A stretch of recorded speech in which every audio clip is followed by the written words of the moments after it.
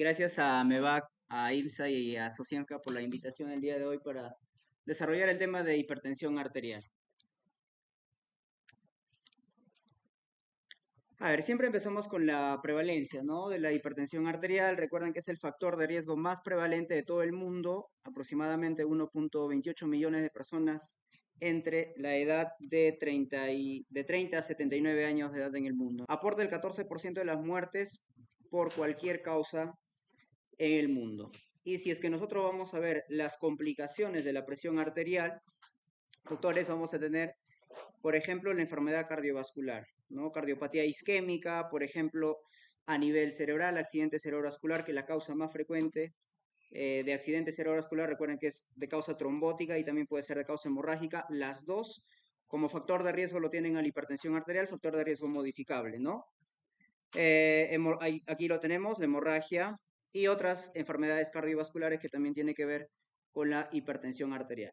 ¿Correcto? Entonces deben recordar que por cada elevación de 20 milímetros de mercurio y más de 10 milímetros en tensión arterial sistólica y la diastólica respectivamente, el riesgo de la enfermedad coronaria y accidente cerebrovascular se dobla. Se debe escalonar en el tratamiento de hipertensión arterial a una de las prioridades de salud pública en cada país, ¿no? Por lo tanto, luego que se detecta la presión arterial, que se llega a su diagnóstico, se tiene que hacer un tratamiento, un manejo oportuno, ya sea con cambio de estilo de vida o con tratamiento farmacológico.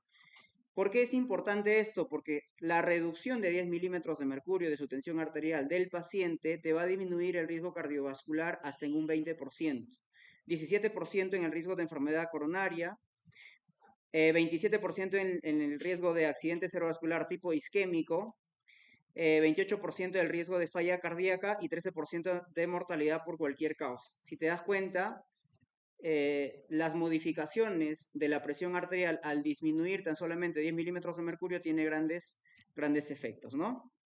Esto es lo que sucede en nuestro país, prevalencia de la hipertensión arterial. La prevalencia de hipertensión arterial en personas de 15 a más años de edad se describe de acuerdo a la medición de la presión arterial adecuada por el personal de campo, y vemos, doctores, que lo más frecuente aquí viene a ser en los varones, ¿no? Los hombres fueron los más afectados que las mujeres. En el Perú la prevalencia de hipertensión arterial fue de 22,1% en personas de 15 años o más. Menor de 15 años se define presión arterial mayor al percentil 95. Ya de repente por ahí les pueden preguntar. Y de esto vamos a encontrar en la costa con mayor prevalencia, luego seguido de la sierra y selva, 17,2%. Tal vez esto más es por el registro, por el subregistro sobre todo, ¿no? Muy bien. Y bueno, les he traído ahí lo que dice su norma técnica, cómo se debe medir la presión arterial. Creo que van a tener un taller de medición de la presión arterial, entonces ustedes deben tener en cuenta cómo se debe medir la presión arterial, ¿ya? Y vamos a leerlo cada uno de los puntos. Para la medición de la presión arterial, usar un tensiómetro calibrado y validado. Siempre eso es muy importante, doctores, porque hay situaciones en las que te vas a dar cuenta que un paciente tiene de repente una presión de 180 sobre 110, por ejemplo, y tú piensas que está en una emergencia hipertensiva, ¿no? O en una urgencia hipertensiva. Por lo tanto, primero hay que calibrar bien ese tensiómetro, ¿ok? Se sugiere tensiómetro de mercurio. Eso es lo que te dice la norma técnica. La persona debe estar sentada en reposo al menos 5 minutos antes de la toma de la presión arterial, con los pies apoyados en el piso y el brazo descubierto, extendido y apoyado a la altura del corazón. Eso es muy importante. La persona no debe haber fumado, ingerido previamente café, alcohol u otras bebidas calientes en los 30 minutos previos. En la primera visita se debe realizar la medición de la presión arterial en ambos brazos, ¿ok? Y considerar el brazo de mayor valor para mediciones futuras. Recuerden, para el diagnóstico de la presión arterial siempre se va a requerir de 2 tomas. Es muy importante para el diagnóstico, ¿ok? El brazalete debe ser colocado a 2 centímetros por encima de la flexura del codo. El tamaño del brazalete, bueno, debe ser apropiado de acuerdo a la edad y peso del paciente, ¿no? Insuflar hasta que desaparezca el pulso palpatorio, presión arterial sistólica palpatoria, lo que vas pulsando en el canal radial. Luego de determinar la presión sistólica palpatoria, una siguiente insuflación debe ser ¿hasta cuánto? Hasta 30 milímetros por encima del nivel de desaparición de este pulso, ¿ok? Y la velocidad de desinflado a 2 milímetros de mercurio por segundo. La presión arterial sistólica es el punto de aparición del primer ruido o chasquido percibido por el estetoscopio sobre la arteria y la presión arterial diastólica. ¿Cómo se denominan esos ruidos? Los ruidos de Korokov, ¿no? Es el punto antes de la desaparición de los ruidos, ¿ok? Se debe obtener al menos 3 registros de la presión arterial sistólica y diastólica en intervalo de 2 minutos. Considerar el valor promedio para el análisis de la clasificación final. Además, medir la presión arterial al menos 3 minutos después de ponerse de pie en personas con diabetes mellitus, sospecha de hipotensión ortostática en personas adultas mayores. Esto es muy importante porque algunos casos, algunos pacientes pueden estar con una presión arterial normal, incluso en decúbito o sentado, pero cuando el paciente se para, es cuando empieza a disminuir su presión, sobre todo sistólica, ¿no? A esto se denomina hipotensión ortostática. Y se ve en estos pacientes con diabetes mellitus, por ejemplo, en enfermedades como la enfermedad de Parkinson, también se suele observar hipotensión ortostática. Bien, esa es la definición. Por lo tanto, y es muy importante también estos datos, el paciente no debe conversar, apoyar el brazo a la altura del corazón, colocar el manguito en el brazo sin ropa, usar el tamaño del manguito adecuado, apoyar los pies, no cruzar las piernas, tener la vejiga vacía y apoyar la espalda. Bien, ahora sí pasamos a lo más importante que viene a ser las definiciones de la hipertensión arterial. Y estas definiciones de la hipertensión arterial vamos a tener la última actualización que ha habido de la AJA, ¿no? Donde disminuye en 10 milímetros de mercurio la sistólica, pero la que nosotros seguimos utilizando en la práctica clínica viene a ser la JNS8, que es de la Sociedad Europea, ¿no?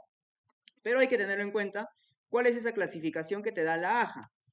Cuando hablamos de una presión normal, te dice la AJA, ¿no? De 120 o menos. La sistólica y la diastólica de 80 a menos. Cuando hablamos de una presión elevada de 120 a 129, la sistólica y la diastólica de 80 a menos. ¿Ok? Estadio 1. Aquí es donde ha habido la modificación, ¿no? Estadio 1 en la JNS8 es a partir de 140. Y fíjate que acá te dice que es a partir de 130, mayor o igual a 130 la sistólica y la diastólica mayor o igual a 80. Y luego tenemos el estadio 2 mayor o igual a 140, que sería grado 2 en la JNS8, en la Sociedad Europea. Aquí es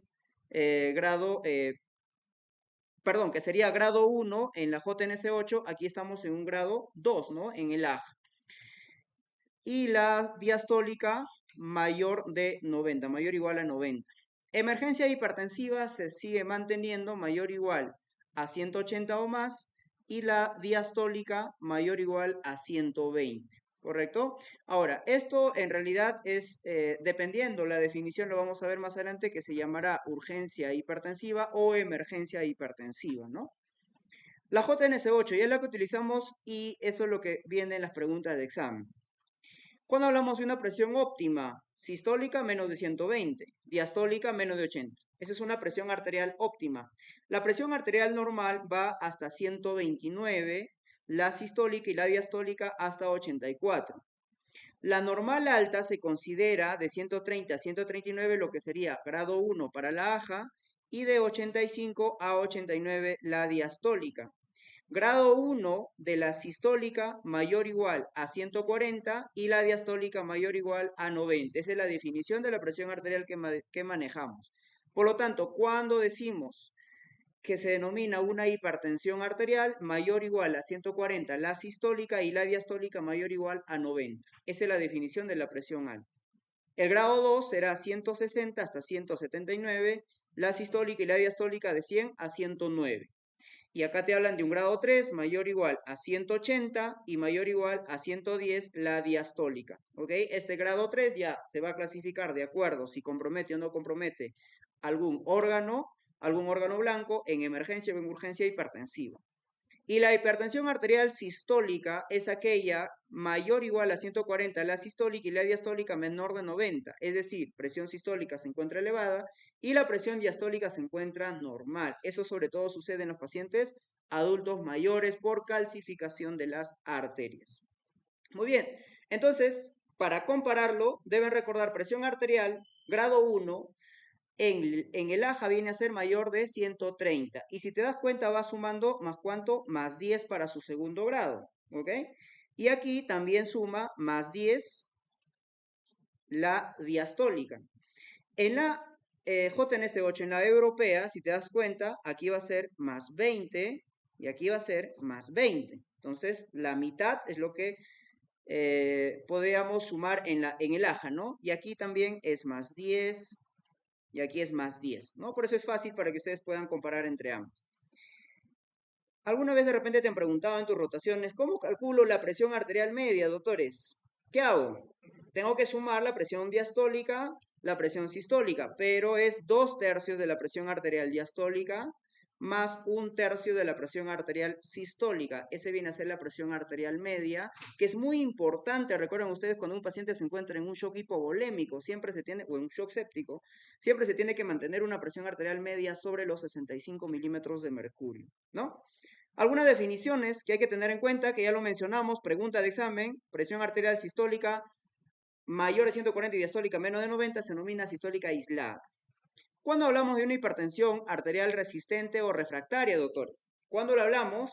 Cuando el paciente no maneja sus presiones arteriales, es decir, no se controla sus presiones arteriales, a pesar de haber dado 3 fármacos y uno de ellos es un diurético. Por ejemplo, la hidroclorotiazida que se da, ¿no? O con 4, o se maneja su presión arterial, pero con 4 fármacos. A eso se denomina una hipertensión arterial resistente o refractaria. ¿Ok?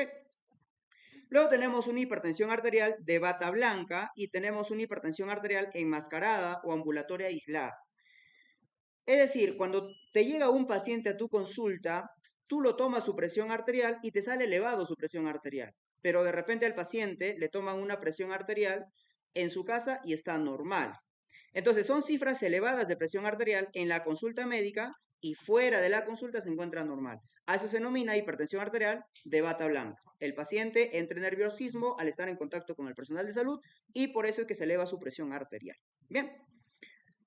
Y la enmascarada es todo lo contrario, es decir, la medición de su presión arterial en consultorio está normal y fuera más bien está alterado. Entonces, para corroborar esto, ¿qué le pediríamos al paciente?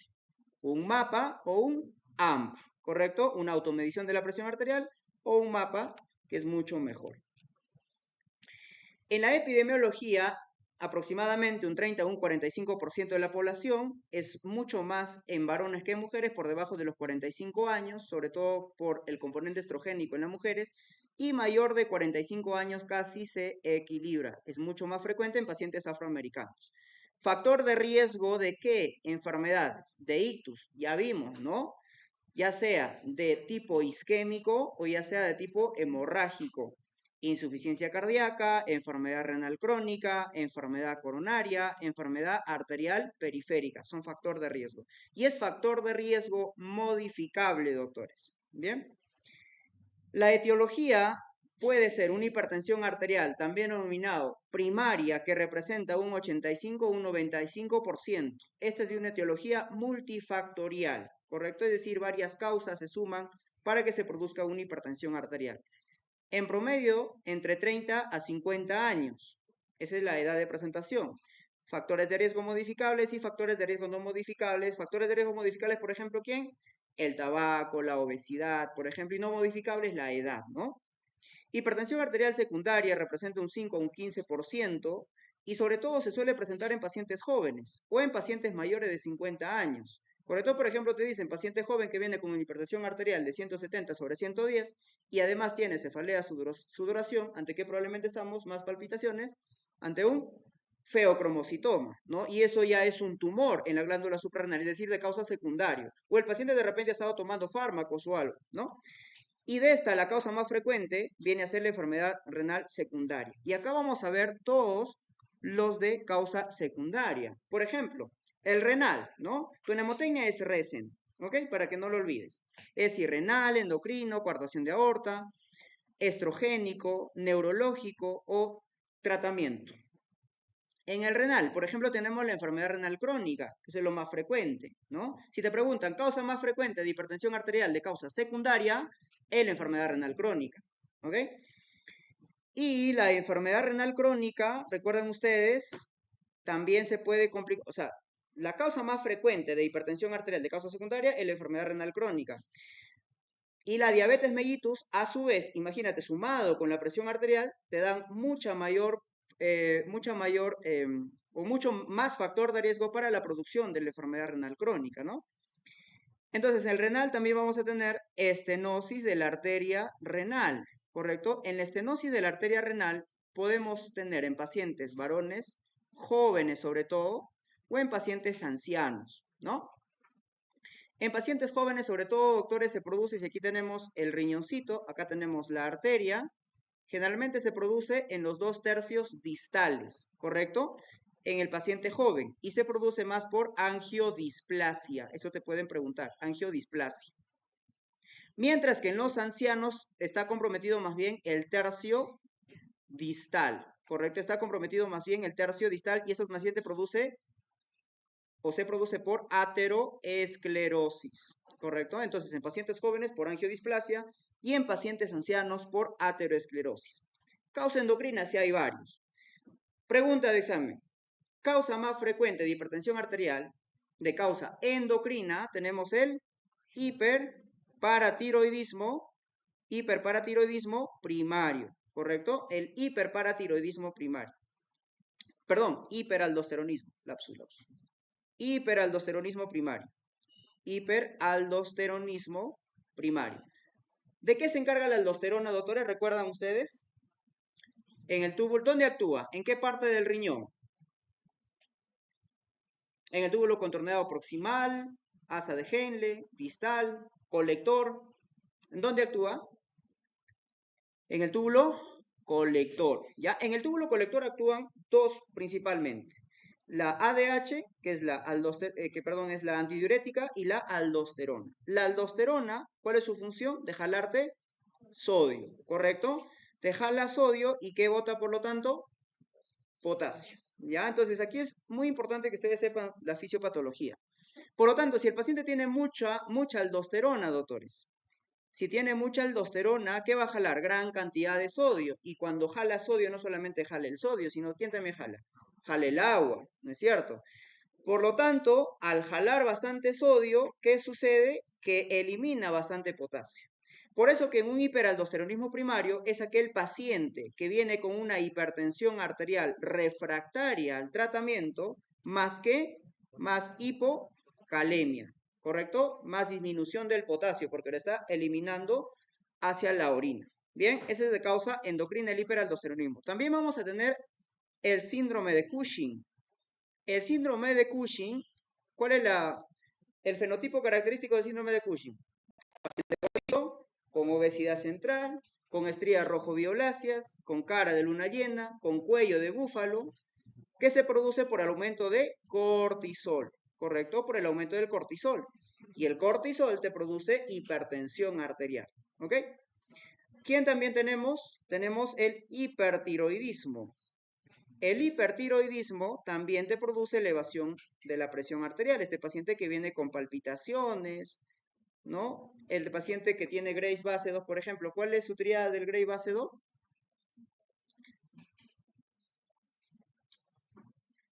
A ver, ¿alguien? ¿Cuál es su tríada del Graves base 2? ¿Paciente con qué viene? Problema en los ojitos, ¿cómo se denomina? Exoftalmos. A nivel pretibial, ¿cómo se denomina? Mixedema pretibial. Y obviamente más su bocio, ¿ya? Eso es característico de la enfermedad de Graves base 2, ¿no? Coartación de aorta. ¿Cuál es lo característico? Que el paciente tiene presiones arteriales aumentadas en los miembros superiores y tiene disminución de la presión arterial en los miembros inferiores, ¿correcto? Que lo podemos encontrar en lactantes o en niños de repente y también en adolescentes. La coartación arterial y sumado a su soplo sistólico muchas veces, ¿no? Componente estrogénico, los anticonceptivos orales combinados. Los anticonceptivos orales combinados te generan aproximadamente un 5%. Es decir, de estos pacientes que toman sus anticonceptivos orales combinados, 5% suelen desarrollar presión arterial, ¿ok? Presión arterial elevada. Neurológico, por ejemplo, la triada de Cushing. ¿Cuál es su triada de Cushing? Hipertensión arterial, más bradicardia, ¿más qué? Más alteración de la respiración, ¿no? Eso viene a ser su triada de Cushing, ¿ok? Que muchas veces alteración de la respiración viene a ser el Cheyne-Stokes. ¿no? Y el tratamiento. ¿Qué fármacos te elevan la presión arterial? Por eso hay que tener mucho cuidado, doctores, cuando ustedes estén manejando hipertensos, hay que tener cuidado con estos fármacos. Para eso hay que conocerlo. ¿Qué fármacos te elevan la presión arterial? Muy utilizados.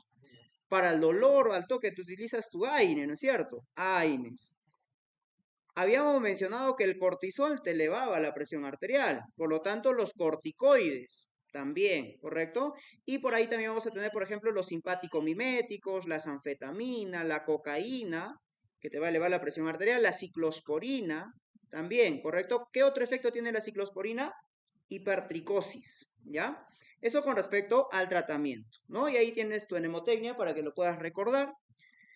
Recen, ¿no? Es decir, causa renal, por ejemplo, estenosis de la arteria renal, glomerulonefritis. ¿Cuál es la triada de la glomerulonefritis, doctores? Puede ser una infección respiratoria, ¿no? O posimpétigo. ¿Cuál es esa triada? El paciente obviamente tiene hipertensión arterial. ¿Qué más tiene? Tiene hematuria. Y aparte de hematuria, que tiene proteinuria. Pero ojo, es una proteinuria en rango no nefrótico, ¿correcto? Proteinuria menos de 3 gramos. ¿Ya? Esa es la triada característica de un síndrome nefrítico, que obviamente hay varias causas, ¿no? Dentro de ellas la más conocida, la postestreptocócica, ¿no?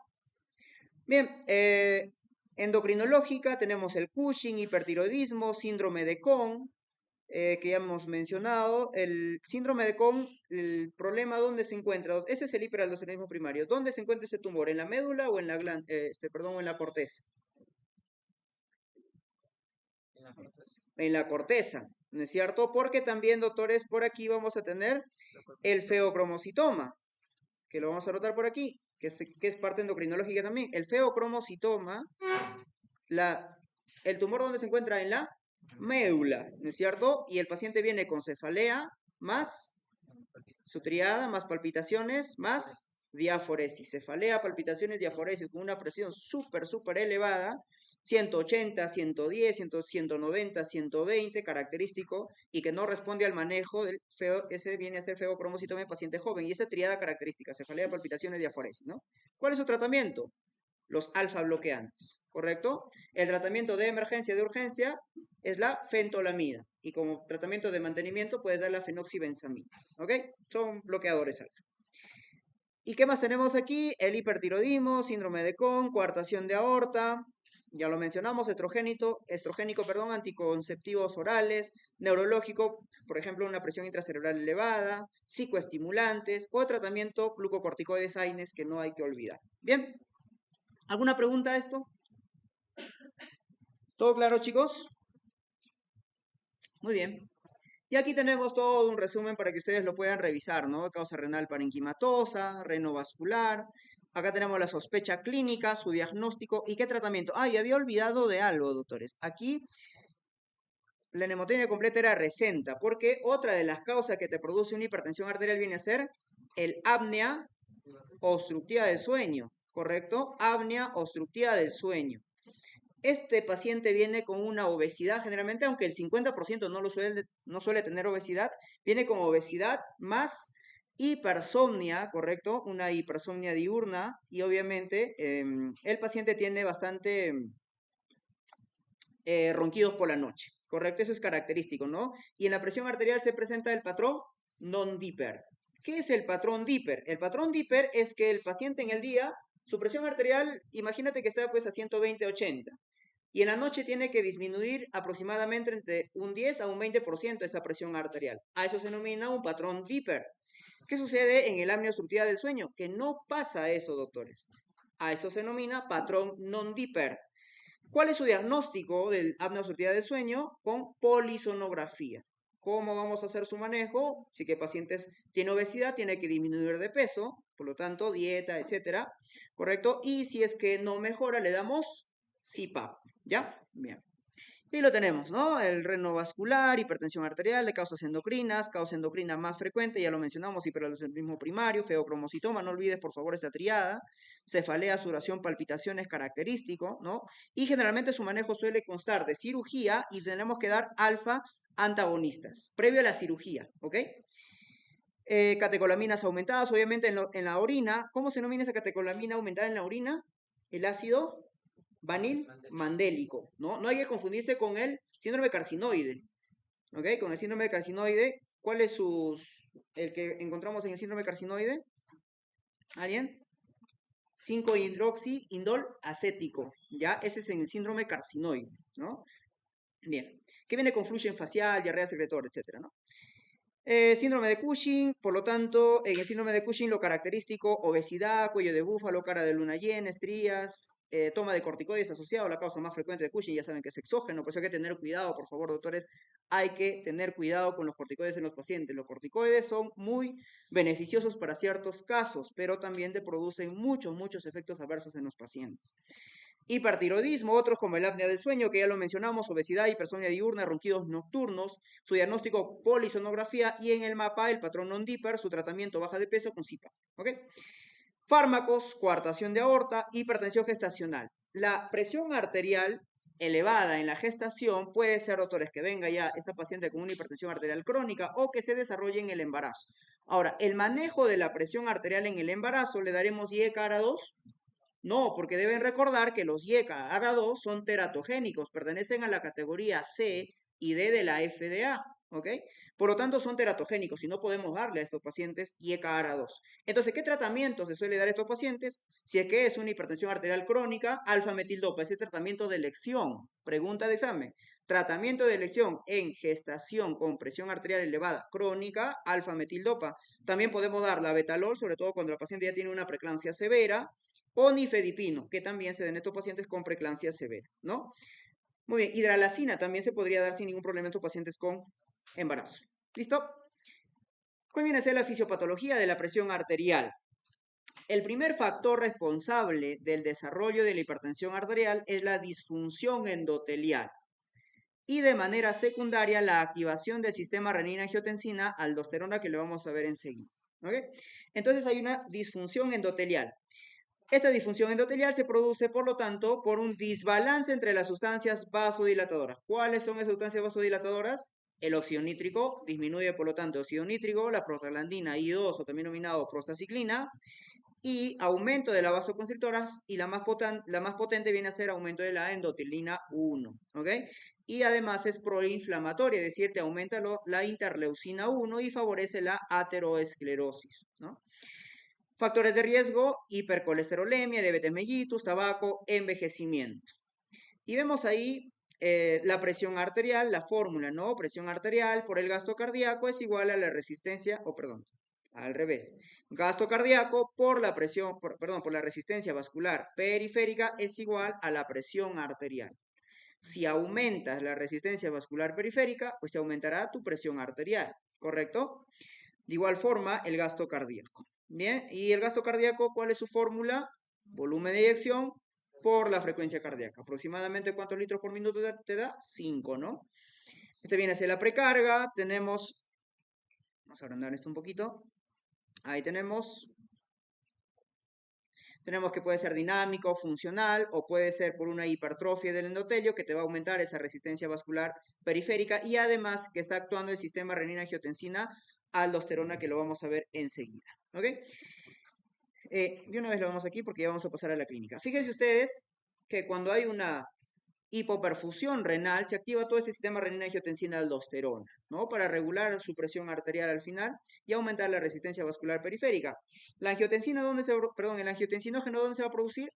En el hígado, ¿correcto? Luego tenemos la angiotensina 1, que va a estar dado por la renina, es decir, si este paciente tiene una hipoperfusión, lo que va a hacer es incrementar la producción de la renina por las células yuxtaglomerulares, por el aparato yuxtaglomerular. Aumenta la renina y de esta manera la angiotensina, el angiotensinógeno, se pasa a angiotensina 1, ¿correcto? Se pasa a angiotensina 1. Luego tenemos la ECA, ¿correcto? La enzima convertidora de angiotensina, que está produciéndose ¿dónde? Principalmente en los pulmoncitos. Esta lo convierte en angiotensina 2 y esta angiotensina 2 tiene bastantes efectos. Aumenta la actividad simpática, aumenta la reabsorción de sodio-cloro, retiene agua, ¿correcto? Aumenta la secreción de aldosterona a nivel de la glándula suprarrenal y de esta manera también aldosterona, mayor secreción, mayor reabsorción de sodio y mayor reabsorción de agua, por lo tanto, vasoconstricción arterial, incrementando la presión arterial y aumentando también la ADH. ¿correcto? Y de esta manera reteniendo mayor cantidad de agua. Entonces, la activación del sistema renina-angiotensina se produce sobre todo para la expansión de la volemia, tanto de agua como de sodio, induce estrés oxidativo, aumenta la endotelina 1, disminuye el óxido nítrico, la angiotensina 2 te activa el colágeno tipo 3, ¿correcto? Remodelado vascular, grandes arterias y por lo tanto habrá una hipertrofia de las arterias pequeñas y una hipertrofia concéntrica de la capa media. En la angiotensina tenemos dos tipos de angiotensina, ¿no? Angiotensina 1, angiotensina 2. ¿Cuál es la buena? Bueno, ya lo estamos viendo que la angiotensina 2 es la mala, ¿no? Todo lo contrario hace la angiotensina 1 por si acaso. Bien. Dentro de la clínica, doctores, lo más frecuente es que sea asintomático, por eso que a la presión arterial se le conoce como la enfermedad asintomática, la enfermedad silenciosa, ¿no? Porque estos pacientes se van a una consulta por otra causa, una extracción de uña, ponte, y le toma su presión arterial y encuentra su presión arterial 150, su sistólica y su diastólica de repente en 100, ¿no? Es decir, es de manera accidental que lo encuentra su presión arterial. Y esto obviamente te va a generar varios efectos en varios órganos, ¿correcto? A nivel del sistema nervioso central, ya habíamos estado mencionando, te produce hemorragia, te produce isquemia, stroke, TIA, ¿no? Isquemia subcortical, demencia vascular, estenosis carotidia. Y a nivel retiniano, vasoconstricción, hemorragia de la retina, edema de papilas, exudado, retinopatía hipertensiva. A nivel del riñoncito, a nivel del riñón, no olvides que te produce nefropatía hipertensiva, es decir, también es causa, o sea, la enfermedad renal crónica es causa de hipertensión arterial, ¿correcto? Pero la hipertensión arterial por sí misma también te puede llevar a una enfermedad renal crónica, ¿no? Disección de aorta, aneurisma también, y a nivel del corazoncito. ¿Qué sucedía en la fórmula, doctores? Que tu presión arterial era igual a gasto cardíaco por la resistencia vascular periférica, ¿no es cierto?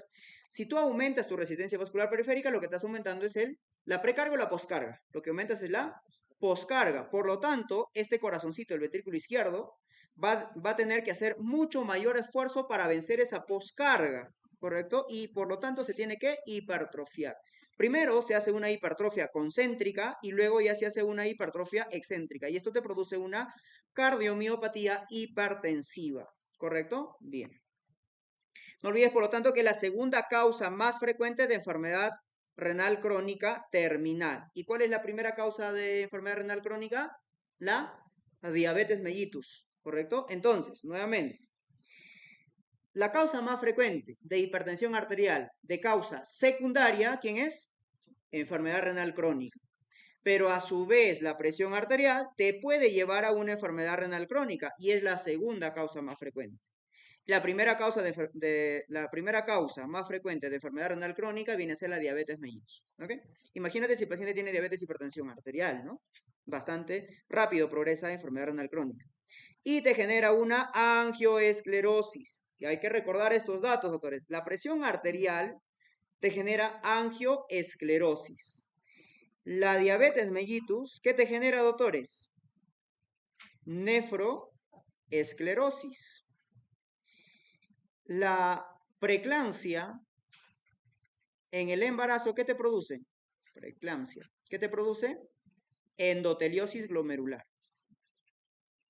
¿Correcto? Endoteliosis glomerular. A veces se confunden con estos datos. Entonces, la hipertensión arterial te produce una angioesclerosis, la diabetes mellitus, nefroesclerosis a nivel renal. La preeclampsia te produce una endoteliosis glomerular. Esta angioesclerosis de la hipertensión arterial puede ser benigna o puede ser maligna. La benigna también se denomina degeneración hialina y la maligna hiperplásica, ¿no? Que es en capas de cebolla o necrosis fibrinoide. Además puede tener proteinuria hematuria. Bien, a nivel del riñoncito, ya no se olviden. A nivel cardíaco decíamos que hay una hipertrofia del ventrículo izquierdo y esto en el EKG va a ser traducido por elevación de las ondas en el V5 y en el V6 y depresión más bien de V1 o de V2, es decir, son ondas S más profundas y son ondas R más elevadas, ¿ok? Es decir, mayor de 35 milímetros o mayor de 3.5 milivoltios, ¿no? A esto se considera una hipertrofia del ventrículo izquierdo, este es el índice de Sokolov, ¿correcto? Por lo tanto, ¿el eje hacia dónde va a estar desviado? El eje va a estar desviado hacia la izquierda. Bien. Bueno, algunos datos para recordar de la hipertensión arterial maligna. Se define como una emergencia hipertensiva en la que existe evidencia de daño vascular. Generalmente ocurre en un varón en torno a los 40 años. Anatomía patológica, vamos a encontrar una necrosis fibrinoide, una aterosclerosis hiperplásica, lo que mencionábamos, es decir, en capa de cebolla. La clínica, ¿qué clínica podemos encontrar en una hipertensión arterial maligna? Compromiso de la papila, edema de papila o hemorragia o exudados retinianos, se considera una hipertensión arterial maligna. Insuficiencia renal rápidamente progresiva, encefalopatía hipertensiva, descompensación cardíaca, anemia hemolítica microangiopática, hiperaldosteronismo hiperreninémico. ¿Cómo hacemos, por lo tanto, el diagnóstico? Ya habíamos mencionado medición de la presión arterial en 2 tomas diferentes, ¿correcto? Y luego, si es que esa presión arterial, de repente estabas en una hipertensión arterial enmascarada o en una hipertensión arterial en bata blanca, bueno, le vas a pedir un mapa o le vas a pedir un AMPA, ¿no? ¿Qué viene a decir el mapa? La monitorización ambulatoria de la presión arterial, que es con un dispositivo, por eso que suele ser más caro, pero es mucho mejor. Y si es que no tienes, le pides una automedición de la presión arterial, ¿no? Vamos a verlo, cuáles son sus ventajas y sus desventajas. El mapa puede identificar una hipertensión arterial de bata blanca y una hipertensión arterial enmascarada. Mayor potencia pronóstica, ¿no? Porque es un dispositivo, obviamente. Medidas nocturnas también te va a dar, cosa que no te da el AMPA, pues, ¿no? El AMPA te puede identificar si tu hipertensión arterial en bata blanca y hipertensión arterial enmascarada. Este es un método económico y ampliamente disponible, ¿no? Medición en domicilio, que puede ser más relajada que en la consulta y lo que nos ayudaría a diferenciar esa bata blanca. Medición en situaciones cotidianas, fenotipo de presión arterial, pronóstico adicionales, abundante información en una sola sesión, incluida la variabilidad de la presión arterial en periodos cortos, ¿no? Se coloca un mapa por 24 horas y listo, ¿no? En cambio, en el AMPA, pues tienes que pedirlo al menos por una semana, fácil de repetir y usar en largos periodos para evaluar la variabilidad de la presión arterial de día en día, ¿no? Por eso, esa es su desventaja, digamos. ¿Qué desventajas tiene el mapa? Método costoso y poco disponible. Puede ser incómodo para el paciente, lo debe tener en 24 horas. En el AMPA, su desventaja, solo se puede medir la presión arterial estática, posibles errores de medición, no registra una presión arterial nocturna, ¿no? Que sería para encontrar patrón DIPER, patrón non-DIPER, ¿ok? Esto ya viene a ser los seguimientos en una presión arterial óptima menor de 120 a 80. Medimos una presión arterial al menos cada 5 años. Presión arterial que va normal hasta 129, medimos la presión arterial cada 3 años. Entre 130 y 139 es una prehipertensión, ¿correcto? Considere una hipertensión arterial enmascarada, por lo tanto medimos su presión arterial al menos una vez al año o medimos la presión arterial fuera de la consulta, un mapa o le pedimos un AMPA. Luego tenemos hipertensión arterial mayor o igual a 140/90, ¿correcto? Medimos la presión arterial en varias consultas para tener ya un diagnóstico definitivo. Medición de la presión arterial fuera de la consulta con mapa o con AMPA, ¿ok? Y consulte las mediciones para el mapa o AMPA. Bueno, ¿cuál es el manejo, por lo tanto? El manejo de la hipertensión arterial. Lo más importante, doctores, aquí es que los dos vayan de la mano. ¿Correcto? Intervenciones de los estilos de vida y el tratamiento farmacológico. El paciente no puede tener un tratamiento farmacológico sin tener buenos estilos de vida. Ya eso es muy importante. Se va a ir controlando cada 3 meses. Cambio de estilo de vida, ¿en qué consiste? Restringir la ingesta de sal, menor de 5 gramos por día, ¿no? Disminuir el consumo de sodio, menos de 2 gramos por día. Consumo moderado de alcohol en mujeres, menos de 10 gramos por día, ¿ok? Menos de 10 gramos por día se considera cardioprotector, ¿no? Y en varones, menos de 15 gramos por día. Algunos textos que van a encontrar 30 gramos, 15 gramos, ¿no? Dieta mediterránea te disminuye tu presión arterial en 8 a 14 milímetros de mercurio. ¿Y quién es el que más ha demostrado bajar la presión arterial? Esta es pregunta de examen. Y esto es el que tiene mayor evidencia en bajar la presión arterial. Y es disminución de peso. Porque aproximadamente por cada kilogramo disminuido se disminuye en 1 milímetro de mercurio. Imagínate, el paciente lo disminuye en 20 kilogramos de peso. Va a disminuir su presión arterial en 20 hasta un 30 milímetros de mercurio. Actividad física regular aeróbica de 30 minutos diarios. ¿Ok? Y vemos por aquí rápidamente. Ahí lo tenemos. Presión arterial normal alta de 130 a 139, es decir, prehipertensión. Intervenciones de estilo de vida. ¿Ok? Considere tratamiento farmacológico para pacientes que tienen muy alto riesgo, como por ejemplo enfermedad cerebrovascular. En estos pacientes que tienen enfermedad cerebrovascular, doctores, hay que considerar iniciar tratamiento desde 130 arriba. Hipertensión arterial grado 1, presión arterial 140 hasta menos de 160 y la diastólica hasta menos de 100. Intervenciones de estilo de vida, todos tienen intervención de estilo de vida. Tratamiento farmacológico, generalmente acá se inicia con un fármaco. Tratamiento farmacológico inmediato para los pacientes con riesgo alto o muy alto y enfermedad enfermedad cerebrovascular, enfermedad renal o daño orgánico. Generalmente te dice la guía que en este tipo de pacientes debes, bueno, puedes probar 3 meses de cambio de estilo de vida, ¿no? Y si es que a los 3 meses no mejora, ahí le agregas su primer fármaco. Pero en estos pacientes que ya tienen riesgo muy alto de enfermedad cerebrovascular o que tienen daño renal, se tiene que iniciar tratamiento farmacológico cuanto antes. Tratamiento farmacológico para los pacientes con riesgo bajo moderado sin enfermedad cerebrovascular, enfermedad renal o daño orgánico tras 3 a 6 meses de intervenciones en el estilo de vida si es que no se controla su presión arterial, ¿no? Lo que mencionamos. Grado 2, mayor de 160 la sistólica y diastólica mayor de 100. Intervención de estilo de vida, tratamiento farmacológico inmediato para todos los pacientes. Generalmente aquí, grado 2, ya el paciente suele estar asociado a 2 fármacos. El objetivo, control de la presión arterial en los primeros 3 meses. Hipertensión arterial de grado 3, presión mayor o igual a 180/110, cambio de estilo de vida, tratamiento farmacológico inmediato para todos los pacientes y objetivo controlar la presión arterial en los 3 primeros meses. Ahora, cuando el paciente ya tiene una presión arterial mayor o igual a 180/110, hay que considerar si no se encuentra en una emergencia o en una urgencia hipertensiva. ¿Ok? Que creo que está por ahí. A ver si está, no está. Ya. Cuando hablamos una... ¿Sí está? Ah, ya, sí está ahí. Ya, bien. El tratamiento farmacológico, doctores. Aquí es importante que ustedes recuerden qué fármacos vamos a dar de primera elección en estos pacientes con presión alta, teniendo en cuenta cada paciente. Es decir, si tiene falla renal, cuánto está su tasa de filtrado glomerular, si es que el paciente de repente tiene asociado asma, EPOC, o el paciente tiene, por ejemplo, contraindicaciones de síndrome metabólico, etcétera, ¿qué fármaco le vamos a dar? Hay 5 clases de fármacos que podemos dar en estos pacientes: los IECA, los ARA2, los bloqueadores beta, los bloqueadores de calcio antagonistas, los calcio antagonistas, sobre todo los calcio antagonistas tipo dihidropiridínicos. ¿Correcto? Porque los no dihidropiridínicos son los que actúan a nivel del corazoncito. Por eso acuérdense, no dihidropiridínicos, yo me acuerdo así, no dihidropiridínicos que actúan a nivel nodo. ¿Dónde se encuentra el nodo? En el corazón, ¿no es cierto? Entonces, los no dihidropiridínicos como el verapamil y el diltiazem son los que funcionan a nivel del corazón, ¿ok? Y estos dihidropiridínicos son los que actúan a nivel del sistema periférico, ocasionando obviamente una vasodilatación, ¿no? Porque son bloqueadores de canales de calcio, el calcio disminuye, o bueno, el calcio se utiliza para la contracción del músculo liso y de esta manera van a producir relajación al bloquearlo, ¿no? Y diuréticos, como por ejemplo los tiacídicos o análogos de los tiacídicos, como por ejemplo la clortalidona. Pero acá lo más importante es los diuréticos tiacídicos como la hidroclorotiazida, ¿ok?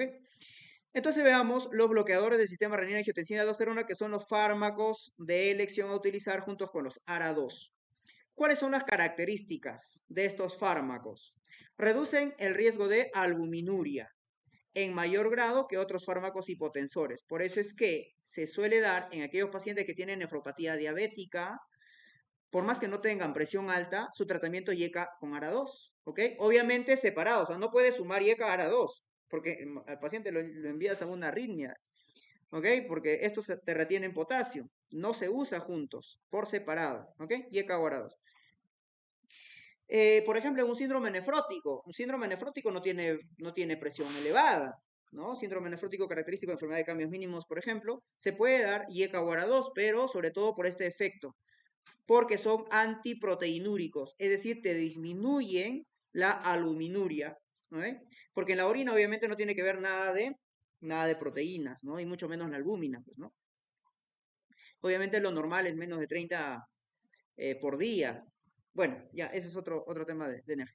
Ya, reducen el riesgo de albuminuria en mayor grado que otros fármacos eficaces para retrasar la progresión de enfermedad renal crónica diabética y no diabética.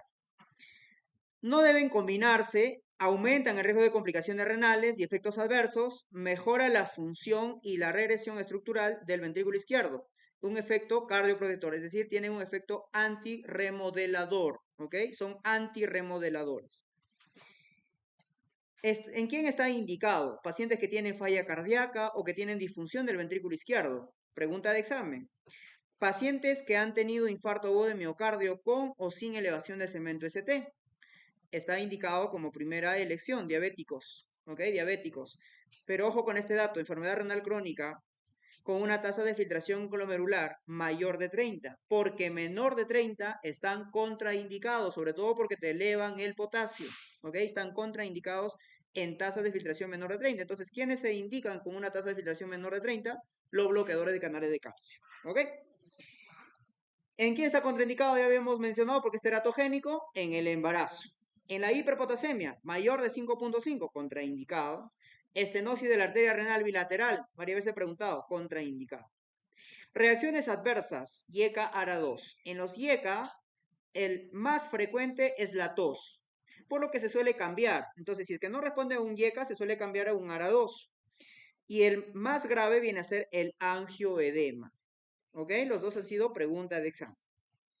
Los ARA2, la tos suele ser menos frecuente que los YECA y suelen tener hipotensión ortostática y también te elevan el potasio. En las preguntas del residentado médico, el último residentado médico vino los dos, YECA ARA2 como alternativas en la presión arterial, ¿no?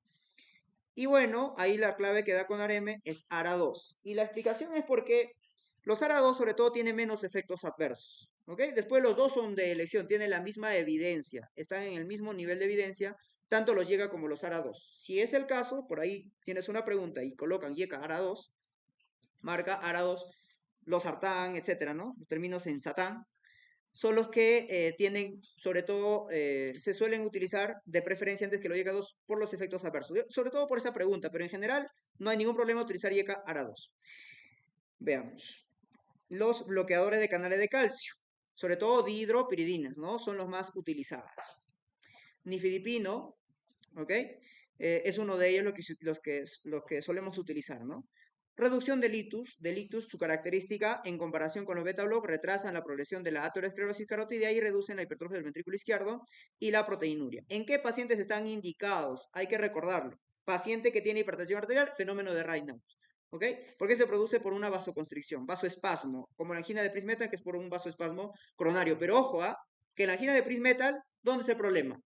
En el corazón. Y por lo tanto, ¿ahí qué tienes que dar? Los no dihidropiridínicos. ¿Ok? Y aquellos pacientes, aquí es al revés el signo, ¿ya? La tasa de filtración glomerular menos de 30 mililitros por minuto. Se suele utilizar los bloqueadores de canales de calcio, como el nefidipino, con menos de 30, porque en menos de 30 ya está contraindicado utilizar YECA ARA2, ¿ok? Y en pacientes que tienen EPOC también.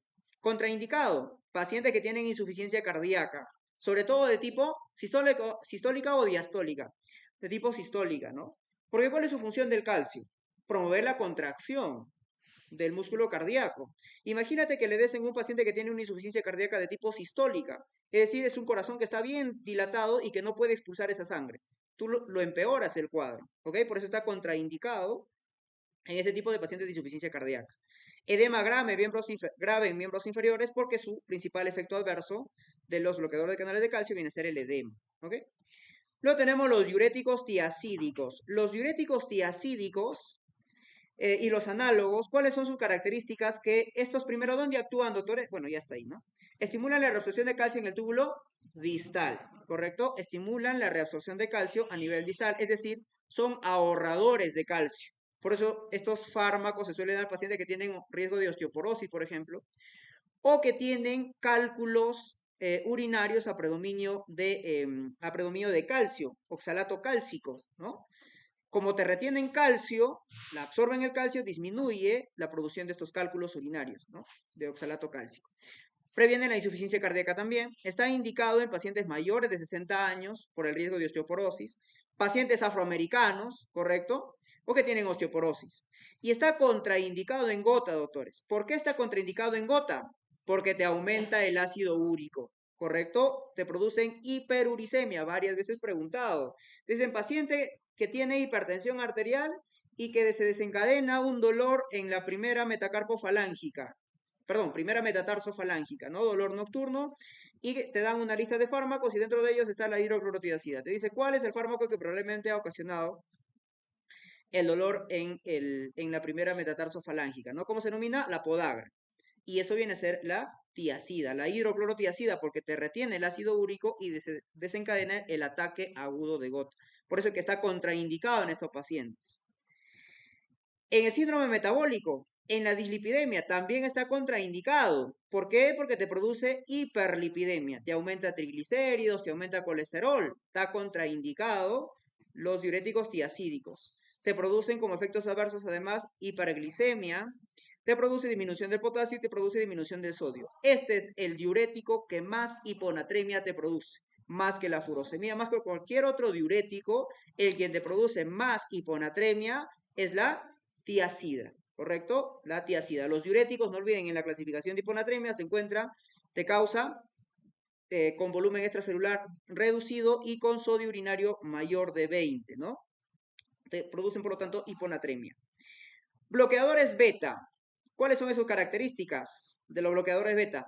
Por ejemplo, propranolol, ¿no? Uno de ellos utilizados. Son menos efectivos que los bloqueadores del sistema renina-angiotensina-aldosterona, bloqueador de canales de calcio para la prevención y regresión de la hipertrofia ventricular izquierda. No se recomiendan como primera línea en la hipertensión arterial. Está indicado en aquellos pacientes que tienen, por ejemplo, temblor esencial, propranolol, ¿no? Ese es el tratamiento de elección, el temblor esencial.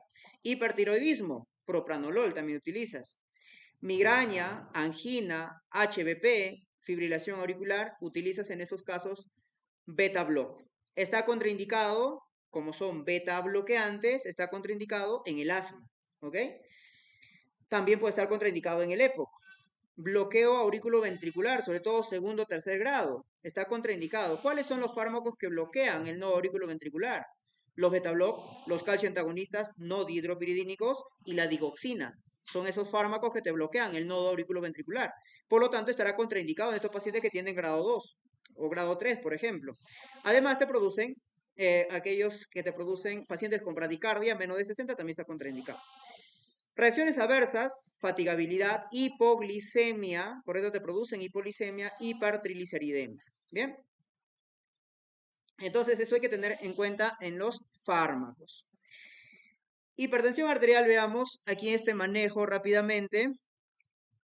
Vamos por aquí, hipertensión arterial grado 1 con riesgo cardiovascular. Esto ya lo mencionamos anteriormente, ¿no? Pero como resumen, a ver. Hipertensión arterial grado 1 con riesgo cardiovascular, bajo, intermedio, medidas higiénico-dietéticas. Si es que no alcanza su objetivo, su presión arterial en 3 a 6 meses, ¿qué hacemos? Combinamos dos fármacos, IECA o ARA2, cualquiera de los dos, más calcio antagonistas o tiazida. Y si es que el paciente está en grado 2, grado 3, mayor de 160, riesgo cardiovascular alto, muy alto, le damos medidas higiénico-dietéticas y de frente iniciamos tratamiento farmacológico. Entonces hay que tener en cuenta con estos pacientes que tienen riesgo cardiovascular alto, problemas de enfermedad renal también. Si es que no se alcanza el objetivo, añadimos un tercer fármaco. A estos IECA o ARA2 le añadimos calcio antagonista más tiazida. No se alcanza el objetivo de la presión arterial, añadimos otro diurético, beta bloqueante o alfa bloqueante. Y si es que no mejora, pues pasamos a una hipertensión arterial refractaria, que ya lo habíamos mencionado, que no se controla su presión arterial, con 3 fármacos y uno de ellos es un diurético, ¿correcto? O se controla con 4 fármacos, ¿no? Crisis hipertensiva. Cuando hablamos de una crisis hipertensiva, presión arterial sistólica mayor de 180, diastólica mayor de 120. Tenemos dos términos, emergencia o urgencia hipertensiva. La emergencia hipertensiva es aquel que está asociado a una lesión de órgano diano, ¿correcto? Ya sea problema cardiovascular, edema agudo de pulmón cardiogénico, problema retiniano, ¿no? Problema renal, etcétera. Lesión de órgano diana y una presión arterial mayor de 180 a 120 se considera una emergencia hipertensiva. Requiere tratamiento urgente y manejo intravenoso. Su descenso depende de la etiología, se recomienda bajar hasta en un 25% su presión arterial en la primera hora, ¿correcto?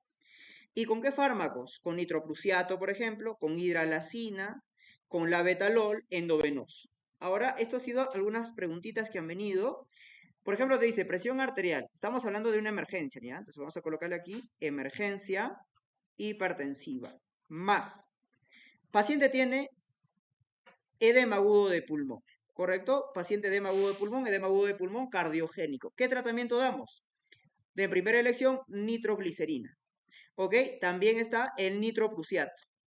Nitroprusiato. Cualquiera de los dos podemos dar. Si es que el paciente viene con un accidente cerebrovascular, ¿qué le damos? Labetalol, ¿correcto? Labetalol. Endovenoso, obviamente, ¿no? O también podemos dar clevidipino.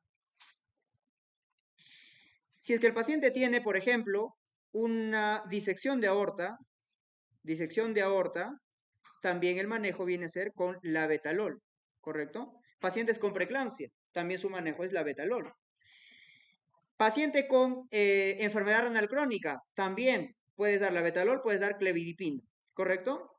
Y lo que ha sido pregunta de examen, paciente que viene con emergencia hipertensiva y que viene con un síndrome coronario agudo, ¿correcto? Síndrome coronario agudo, ¿qué le damos?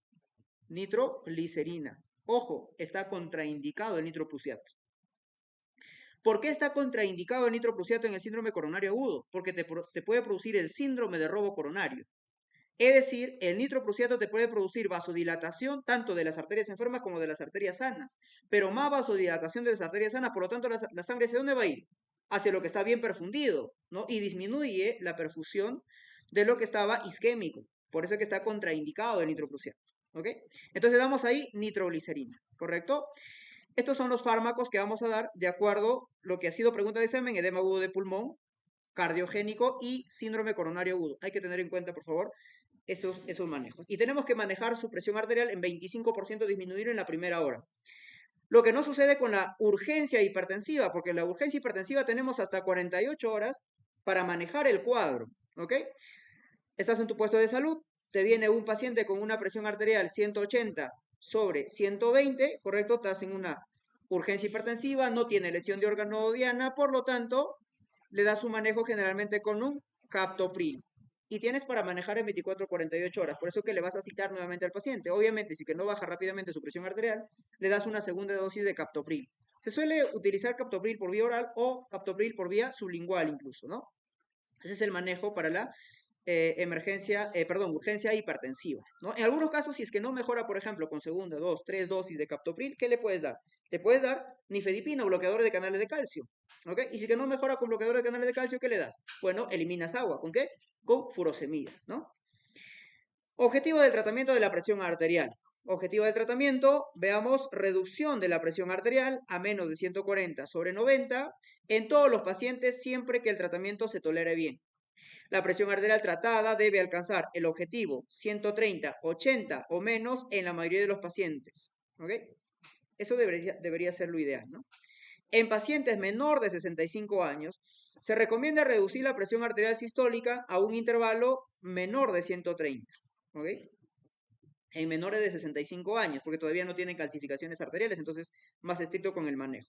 Presión arterial ya mayor de 65, aquí sí se suele estar en ese intervalo, ¿no? Entre 130 y 139, menor a 140, ¿ok? Y en el manejo, por ejemplo, de la presión arterial aumentado, más pacientes diabéticos, ahí el objetivo es menos de 130, ¿no? Menor de 130 sobre 80, ¿ok? Eso también puede ser pregunta de examen. Paciente con diabetes mellitus, su objetivo de su presión arterial es menor de 130 80, ¿ok? Objetivo de la presión arterial diastólica menor de 80 para todos los pacientes independientemente del nivel de riesgo. ¿Bien? ¿Parece?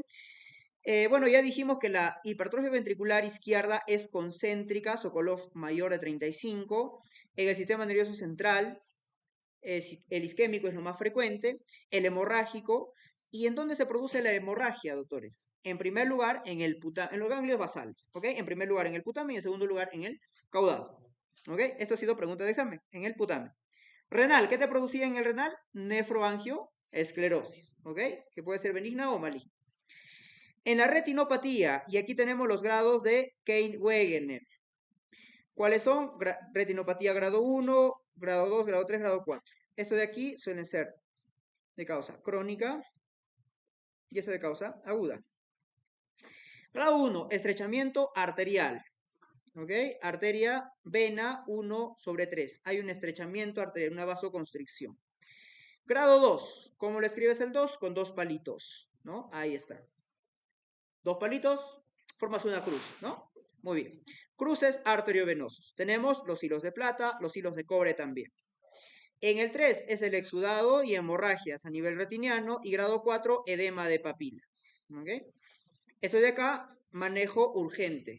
Ya estaremos ante una emergencia, ¿no? Si encontramos estos datos. Daño endotelial, enfermedad arterial periférica asociada, ¿no? Y bueno, las clasificaciones que ya mencionamos. Ahí también tenemos el tratamiento, ya en una emergencia hipertensiva, urgencia hipertensiva. Ahí tenemos las contraindicaciones, las reacciones adversas de cada fármaco a tener en cuenta. Bien, ahora doctores, ¿les parece si pasamos a las preguntitas? Creo que vamos en el tiempo correcto y adecuado. 1 hora, está bien. Primera pregunta. Varón de 55 años consulta por cefalea moderada e insomnio. Al examen una presión arterial 145/95. Se solicita un mapa, el cual nos muestra medición de la presión dentro del rango normal. ¿La alteración se cataloga como una hipertensión arterial? ¿Bata blanca o enmascarada? Bata blanca, ¿cierto? Porque su mapa está normal, ¿ok? ¿Cuál es el medicamento que está contraindicado en pacientes con dislipidemia e hipertensión arterial? ¿Quién te producía elevación de los triglicéridos y elevación del colesterol? ¿Quién, doctores?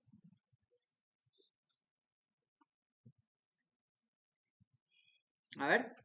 Hidroclorotiazida, valsartán, lodipino, alfametildopa, enalapril. ¿Qué clave dan? Muy bien. Hidroclorotiazida. Las tiacidas, no olviden que están contraindicados en síndrome metabólico, en dislipidemia, ¿ok? Y principalmente, ¿en quién les dije que deben recordar también? En gota. Está contraindicado en gota. Muy bien. Varón, acá me están, cuando tienes preguntas así largas, lee primero la pregunta, ¿ok? ¿Cuál es el resultado de esperar en una ecocardiografía? Te dice, o sea, ¿qué voy a encontrar en un ecocardio? Varón de 65 años con antecedente de hipertensión arterial consulta por dolor torácico y palpitaciones. Al examen signos de acromegalia, ingurgitación yugular, a la inspiración. Corazón, cuarto ruido presente, hepatomegalia, ascitis y edema de miembros inferiores. Lo que tiene el paciente es una insuficiencia cardíaca ocasionado probablemente por su hipertensión arterial, ¿sí? Por lo tanto, ¿qué encontraré, doctores, en el ecocardiograma? ¿Cuál es tu alternativa? Engrosamiento simétrico de las paredes ventriculares, hipotrofia de la pared auricular, dilatación simétrica de las paredes ventriculares. ¿Qué encuentro? ¿Dilatación o engrosamiento? Engrosamiento, ¿no? ¿Hipertrofia del aurículo o del ventrículo? El ventrículo, doctores. Hay que recordar y hay que diferenciarlo con la miocardiopatía hipertrófica. La miocardiopatía hipertrófica, doctores, es autosómico dominante, ¿no? Que generalmente afecta a quién? A deportistas de alta competencia y te produce muerte súbita, asociado a una alteración genética, ataxia de Friedrich, ¿correcto? Pero esta miocardiopatía hipertrófica te produce un engrosamiento asimétrico, a diferencia de la hipertensión arterial que te produce un engrosamiento simétrico de las paredes ventriculares, ¿correcto? Muy bien. Siguiente pregunta. Varón de 68 años, 60 kilogramos de peso, refiere presentar hace 3 meses cefalea global. Tiene 68 años, ¿no? Cefalea global en forma episódica, astenia, hiporexia. Bueno, acá me preguntaba por el antihipertensivo, ¿no? Muy bien. Astenia, hiporexia, edema palpebral con antecedente de hipertensión arterial no controlada. Funciones vitales, presión arterial 170/100. Frecuencia cardíaca 62, frecuencia respiratoria 20, afebril, laboratorio, hematocrito 28. Creatinina se encuentra en 3, su creatinina. Urea de 68, sedimento urinario, leucocitos 3 a 5 por campo, hematíes de 15 a 18 por campo. ¿Qué antihipertensivo utilizas en este paciente, doctores? Nifedipino, atenolol, enalapril, reserpina, hidroclorotiazida. A ver, es una pregunta, podemos decir, de moderada dificultad. ¿Sí? Es una pregunta difícil. ¿Cuál sería tu pregunta? Perdón, tu respuesta.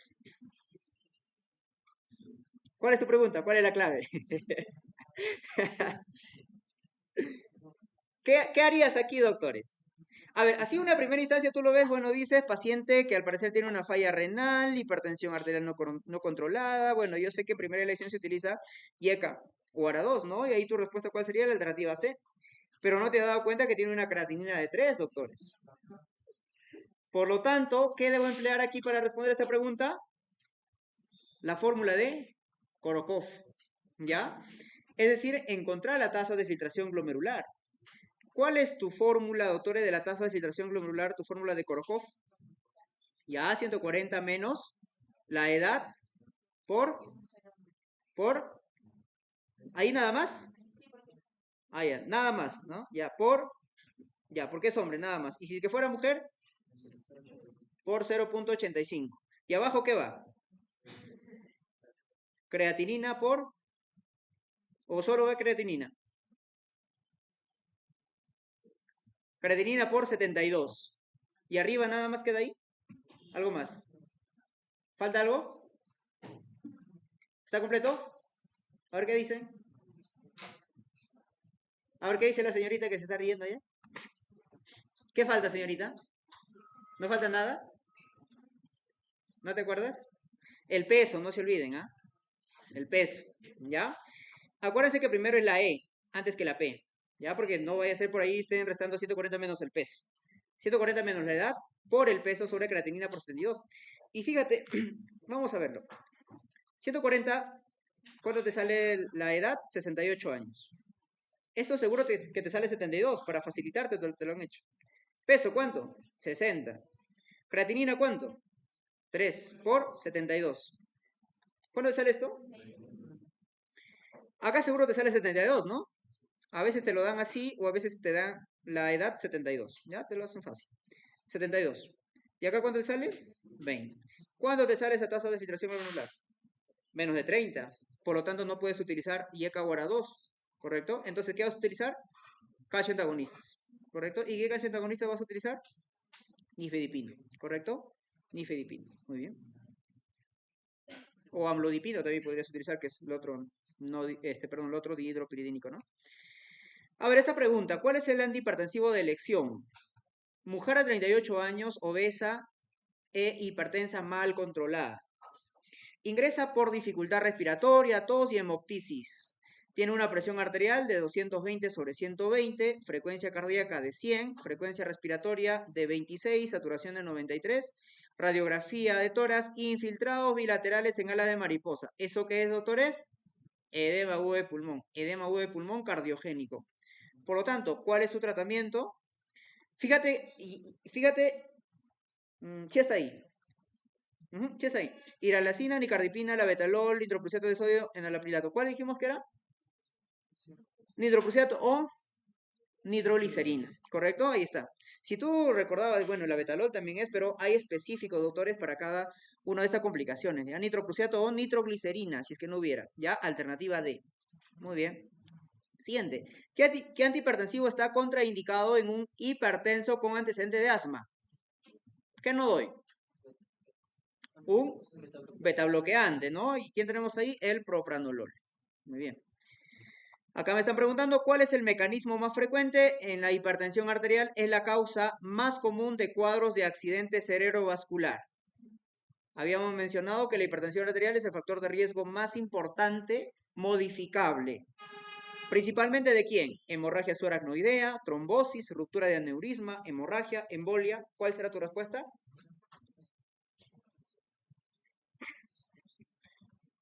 ¿Cuál es su respuesta, doctores? Acá puedes tener dos alternativas. O es trombosis o hemorragia. O trombosis o isquemia o hemorragia. ¿Cuál sería? Lo más frecuente, doctores. ¿Y cuál es lo más frecuente? Isquémico. ¿Ya? Isquémico. Recuerda que el ACV, el 85% es isquémico, ¿correcto? Y el 15%, generalmente te puede decir 10% que es hemorrágico y por ahí un 5% que lo divide, que es la hemorragia subaracnoidea, ¿no? Pero generalmente esta no tiene mucho que ver con el accidente cerebrovascular. Puede estar asociado, sí, Lo que más están asociados son estos, doctores, ¿ya? Isquémico y hemorrágico. La HCA también puede estar asociado, incluso puede romper un aneurisma por su presión elevada, ¿no? Entonces aquí tu respuesta será trombosis, efectivamente, ¿ya? Alternativa B. ¿Cuál es la localización neuroanatómica más frecuente de la hemorragia cerebral por hipertensión arterial? ¿Quién? Habíamos mencionado los ganglios basales, ¿no? Y estos ganglios basales, el putamen, ¿ya? Putamen. Muy bien. Alternativa B, ¿ya? Y algunos saben su mnemotecnia, seguro. En la clasificación de antihipertensivos, según el mecanismo de acción, el atenolol. ¿A qué corresponde el atenolol? ¿Qué es? Es un alfa-beta. Beta, ¿no? Muy bien, será. ¿Qué alternativa, por lo tanto, antagonista de receptores alfa? Aquí, por ejemplo, ¿quién tenemos? La fentolamina, ¿no? Fentolamina, la fenoxibensamina. Antagonista mixto del receptor alfa y beta, antagonista del receptor beta. ¿Cuál es, doctor? ¿Es mixto o la B o la C? ¿Cuáles son los específicos beta 1? ¿Cuál es la mnemotecnia? MAVE, ¿no? Metoprolol, atenolol, bisoprolol y esmolol. Por lo tanto, ¿cuál es tu respuesta? La C, ¿no? Ya, hay que recordar esos cardios selectivos, ¿ah? Esos cardios selectivos. Muy bien. ¿Cuál es el medicamento que está contraindicado en pacientes con gota? Muy bien, hidroclorotiazida. ¿Dónde se encuentra la lesión de un varón de 30 años con diagnóstico de hipertensión arterial que viene en el laboratorio ácido vanilmandélico urinario elevado? ¿Cómo se denomina este síndrome? El feocromocitoma. A propósito, el feocromocitoma, ¿a qué men está asociado? ¿A qué men? Neoplasia endocrina múltiple. Tenemos men 1, men 2, ¿no? Men 1, men 2A, men 2B. ¿Sí? ¿Recuerdan? El men 2, ¿ya? Tu mnemotecnia es café para 2. Café para 2. Carcinoma medular de tiroides, feocromocitoma y paratiroides. ¿Correcto? Paratiroides. Obviamente el 2 es porque es men 2, ¿ya? El men 2, sobre todo el men 2A, ¿ok? El men 2B también está asociado a carcinoma medular de tiroides, feocromocitoma y en el men 2B se suman los neurofibromas, ¿no?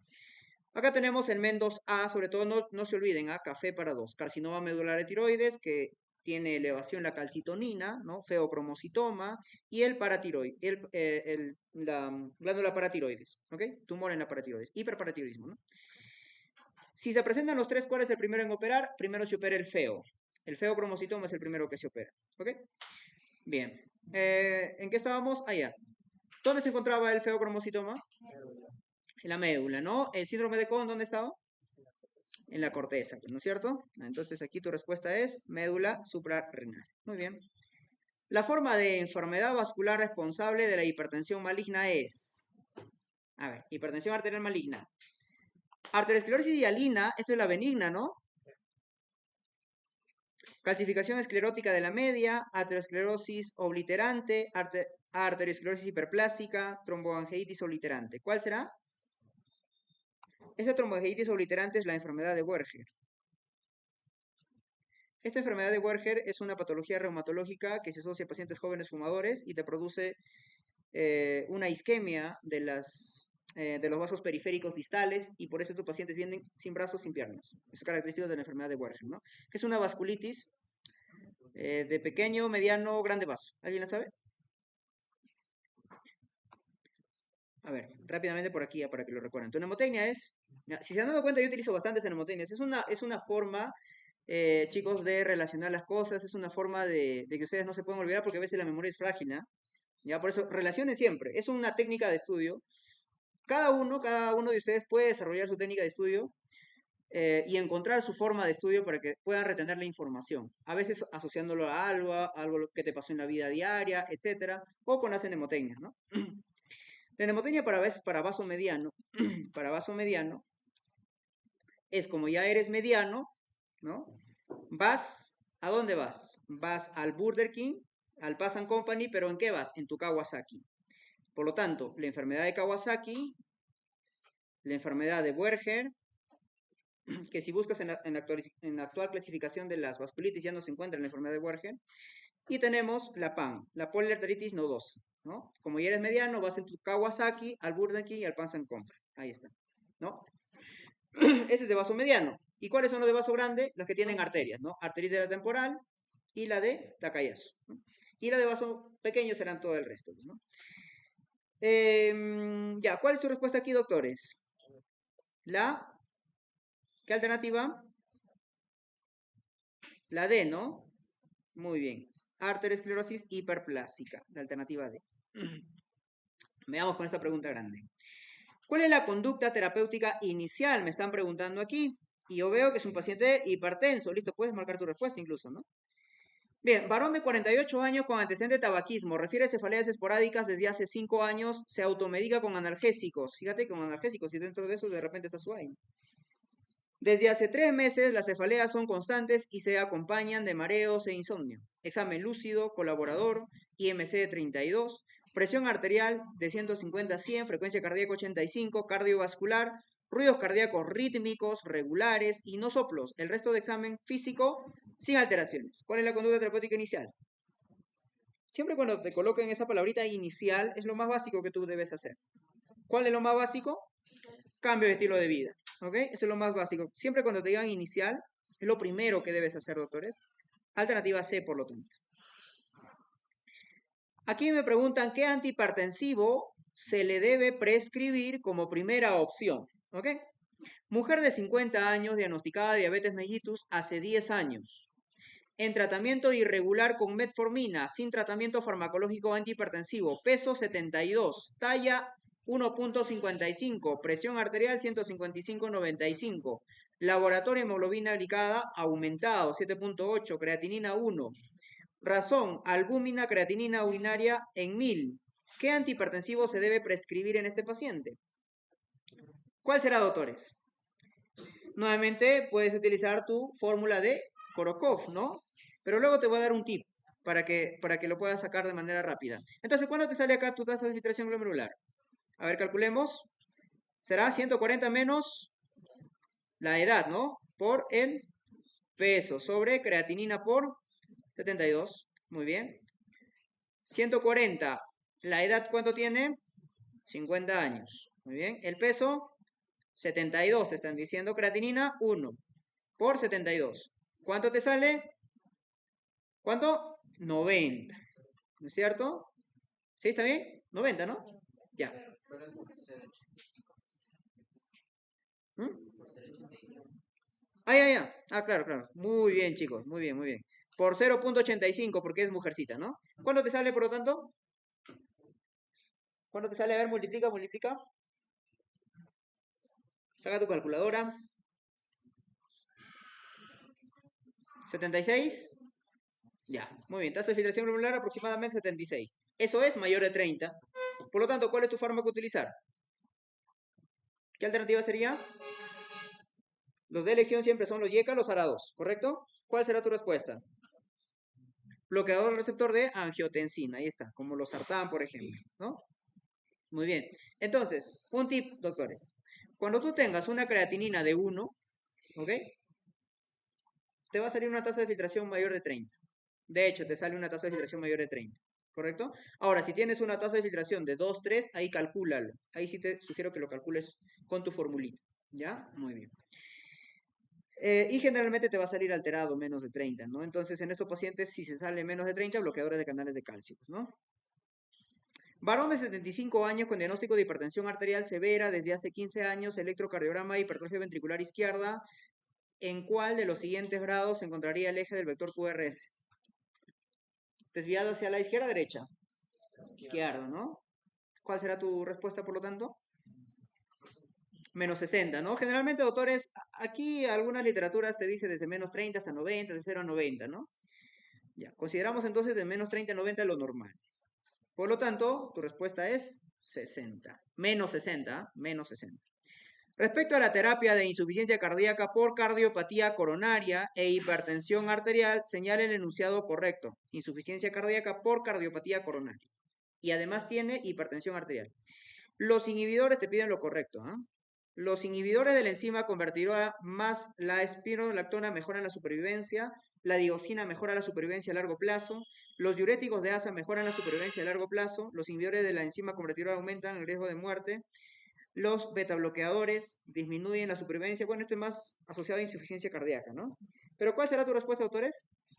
¿Qué alternativa? ¿Los diuréticos de asa mejoran la supervivencia a largo plazo? En insuficiencia cardíaca hay algunos fármacos que mejoran la supervivencia, ¿ok? Y dentro de ellos son los IECA, los ARA2, ¿qué más? Los beta-block, ¿qué más? ¿Qué más, autores? Espironolactona, ¿qué más? ¿Faltan? No, la furosemida no. El único diurético que mejora la sobrevida es la espironolactona. ¿Qué más? Los que se han acuñado últimamente en el tratamiento de insuficiencia cardíaca, doctores. Los inhibidores de la SGLT2. Los inhibidores de SGLT2 ha demostrado mejorar la fracción de eyección del ventrículo izquierdo, incluso en pacientes no diabéticos. Y por eso es que ha subido como tratamiento, incluso de primera línea, juntos con estos fármacos, en insuficiencia cardíaca. ¿Ok? No se vayan a olvidar. ¿Qué más, doctores? Faltan. Los INRA. Sacubitril valsartán. ¿Ok? Los inhibidores de los receptores de angiotensina y de nepricilina. Sacubitril valsartán. Te mejora la sobrevida. ¿Ok? ¿Qué más? ¿Qué más? ¿Mm? No, no. La aspirina sí te mejora la sobrevida, pero aquí estamos sobre todo en tratamiento de primera línea de la insuficiencia cardíaca. Insuficiencia cardíaca no das antitrombóticos. En insuficiencia cardíaca. ¿Qué más? La terapia de resincronización cardíaca. La terapia de resincronización cardíaca que se hace en pacientes que tienen un QRS mayor de 150 milisegundos o bloqueo de rama izquierda, ¿ok? También te ayuda. Y la hidralacina incluso también te mejora la sobrevida en aquellos pacientes afroamericanos, ¿ok? Ahí tenemos todos los que te mejoran la sobrevida en insuficiencia cardíaca. ¿Pero qué beta-block te mejora la sobrevida? ¿Cualquier beta-block? No. El metoprolol, ¿qué más? Carvedilol, ¿qué más? Nebivolol. Por eso, ¿cuál es la mnemotecnia? Nuevamente, come bien. Eso es tu mnemotecnia. ¿Por qué vas a comer bien? Pues para vivir más. Ahí está, carvedilol, metoprolol, bisoprolol, nebivolol. ¿Ok? Muy bien. Y bueno, ahí lo tendríamos la alternativa A, donde te dice que los inhibidores de la enzima convertidora de angiotensina más la espironolactona son los que van a mejorar la supervivencia en estos pacientes, ¿no? Asociados a insuficiencia cardíaca. ¿Listo? Listo, doctores. Eso sería todo. Muchas gracias. Espero que hayan entendido. Ahí nos pueden seguir en nuestras redes sociales.